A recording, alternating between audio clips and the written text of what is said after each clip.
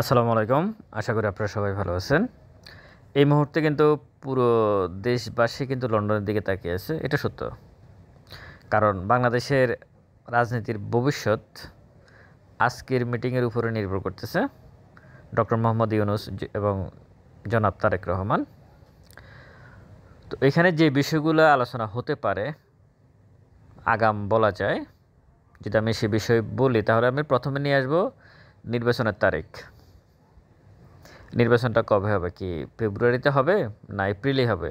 প্রধান উপদেষ্টা ঈদের আগে যে ভাষণে বলছিলেন এপ্রিলের প্রথমার্ধে হবে, সেটা না আসলে বেগম খালেদা জিয়া বলছিলেন যে ফেব্রুয়ারিতে হলে ভালো হয়, সেদিকে।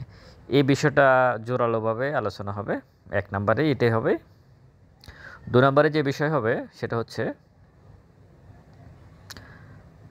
আসলে সরকারটা কি জাতীয় সরকার হবে না অন্যান্য সময় যেভাবে ভোট হয়েছে সেভাবে হবে।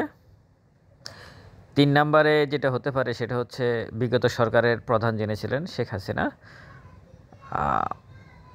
আন্তর্জাতিক অপরাধ ট্রাইব্যুনালে ওনার বিচার চলমান।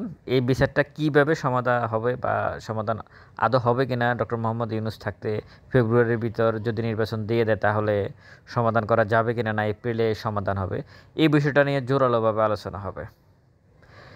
আরও একটা বিষয় আলোচনা হতে পারে সেটা হচ্ছে যে ছাত্ররা আন্দোলন করছে, অগ্রভাগে ছিলেন, আন্দোলন তো সবাই করছে ৫ তারিখে বা ২ মাস যে আন্দোলনে বিগত সরকারের প্রধান সহ তার মন্ত্রী এমপিরা সবাই পালিয়ে গেছেন। তো সেখানে যে ছাত্ররা এখন অগ্রণী ভূমিকা পালন করছে তখন বা বর্তমানে যারা সরকারে আছে, সরকারের বাহিরে আছে, বিগত সরকারের কিন্তু প্রধান টার্গেট কিন্তু ওরা, মানে অনেকেই আছে কিন্তু ওরা হচ্ছে প্রধান টার্গেট। যেহেতু ডক্টর মোহাম্মদ ইউনূস প্রথমে বাংলাদেশে এসে বলছেন ছাত্ররা আমাকে বসিয়েছে, আপনাদের মনে থাকার কথা নয়, এই উক্তিটা করেছেন। সুতরাং যদি সরকার চেঞ্জ হয় ওই ছাত্রদের ভবিষ্যৎ, তারা কতটুকু জীবনের হুমকিতে থাকবে, এই বিষয়টা নিয়ে আলোচনা হবে, কোনো সন্দেহ নাই। দিন শেষে এইরকম একটা সিনারিও ছবি আপনারা দেখতেছেন বা আমি দেখতেছি, যারা দেখতেছি আমরা, আমি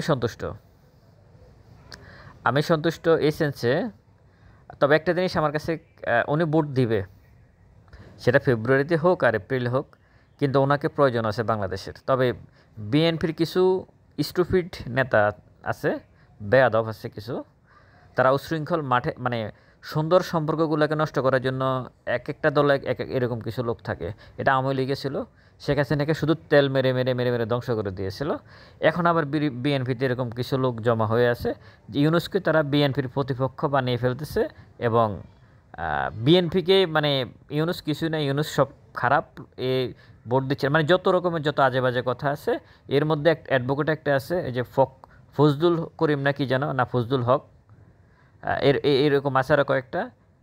এদের কারণে মূলত সুন্দর সম্পর্কগুলো নষ্ট হয়ে যায়। তা না হলে এই যে এই বিষয়টা, এই যে সুন্দর, এগুলো তো সব কিছু দেশের জন্য পজিটিভ।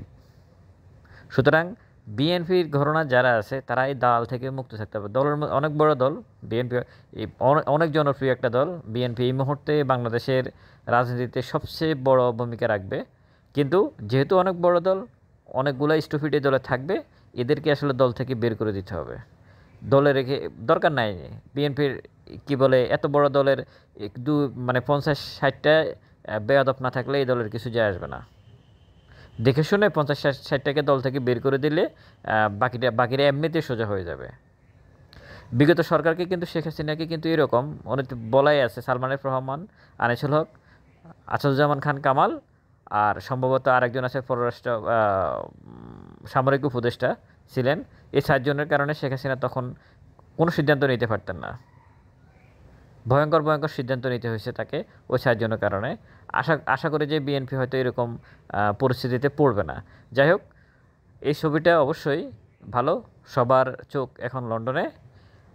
মিটিং চলতেছে। প্রথমে যেটা হয়েছে সেটা হচ্ছে, যতটুকু খবর পাওয়া গেছে যে ডক্টর মোহাম্মদ ইউনূস এবং তারেক রহমান 1-to-1 বৈঠক করছে। ওই যে আমি যে কথাগুলো একটু আগে বললাম,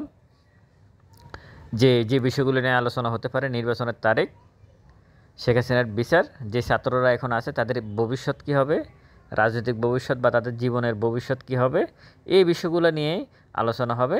তারপর যদি সিদ্ধান্ত হয় আমার বিশ্বাস পজিটিভ একটা সিদ্ধান্ত আসবে, কারণ এখন পর্যন্তই মানে আল্লাহর রহমতে বেগম খালেদা জিয়া বেঁচে আছেন।